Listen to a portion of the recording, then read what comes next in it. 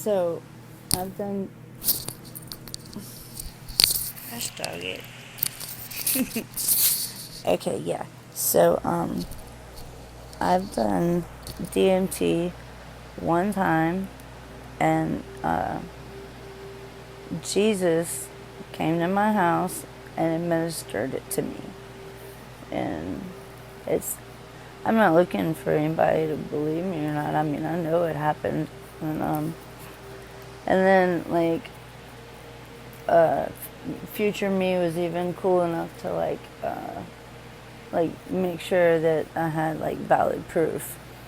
But, see, this is what happened. So my oldest daughter, she came over, and she's she came over on a Friday night, and she said, "We're doing DMT tomorrow night. It's gonna be delivered or whatever." So anyway, I'm like, okay, cool, because I'd never done DMT, but I had done a ton of research. I mean, I had been read The Spirit Molecule by what's his name, Strassman, and I've watched all the Rogan podcasts on it. I didn't know where to locate it, so this was just and I've never gotten to do it since either. This is weird.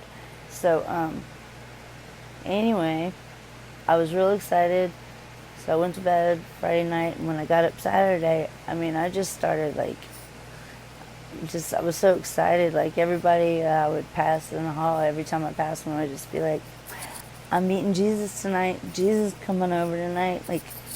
Jesus coming over." And to be honest, I was saying it because I believed it. And Jesus himself, that was his whole message. It was about just, if you believe it, then it'll happen. That was Jesus's mainliest message. Just believe. That's all you gotta do. But you gotta believe it. You believe water's wet and the sky is blue and the trees are green. It's gotta be that kind of belief. And that kind of belief, it's not probably as easy as some other types of belief. But anyway, I really did believe. I believed it, and because I knew what was going to happen, from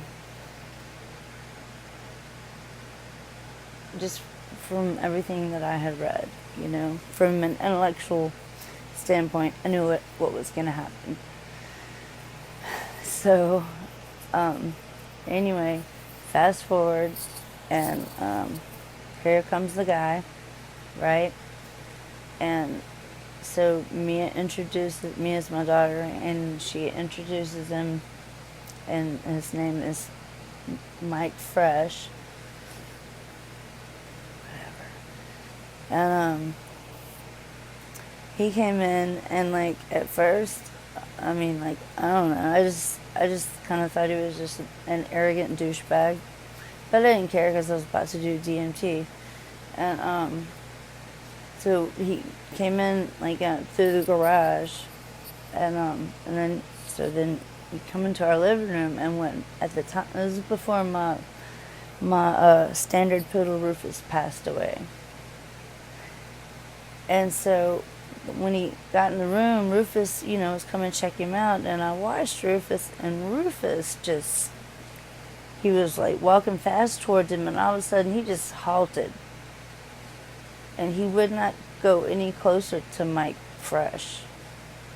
And then he got this weird look on his face, this. I had never seen Rufus look like that before, but if I had to name the face he was making, it would have been fear.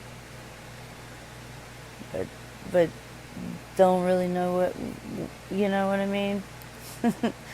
So anyway, we do the DMT, and it's fucking amazing. Oh my God, the first thing out of my mouth was,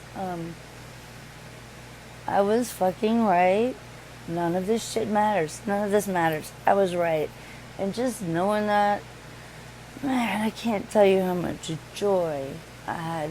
I could still feel it. Just tons of joy, and tons of gratitude. Oh, I was like so excited. And man, it was awesome. And and Mike Fresh, like at some point, I guess, I think, yeah, because of the way Rufus acted, like Jesus jumped into Mike Fresh's body. I know he did, because Mike Fresh was on the couch and I was sitting on the floor, and I'm still high, and I'm just looking at him, and it was Jesus. And the way he would look at, you could just feel the unconditional love. I can still feel it. I mean, it was amazing. I knew it was Jesus. And Rufus was still acting like a complete weirdo. Alright, so anyway, we come down, and everything, and Mike Fresh is back, Mike Fresh again, and like, he did say this, he said, I've given this to a lot of people, but he said, I have never ever seen anybody blast off the way you did. And I was like, okay.